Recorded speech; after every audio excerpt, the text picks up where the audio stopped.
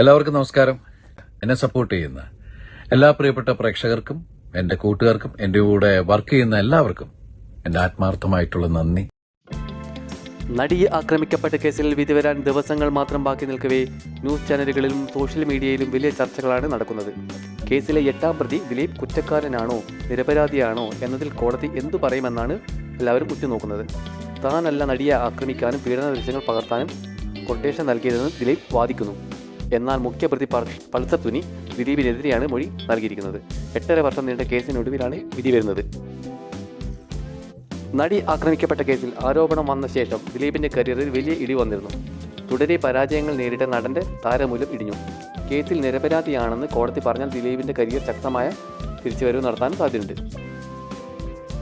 ദിലീപും ആദ്യ ഭാര്യ മഞ്ജു വാര്യരും 2015 വിവാഹമോചനമായത്. 2017 നടൻ കാവ്യ മാധവനെ വിവാഹം ചെയ്തു. മഞ്ജുവും വിവാഹം ചെയ്യുന്ന സമയത്ത് കരിയർ വലിയ താരമല്ല ദിലീപിനുള്ളത്.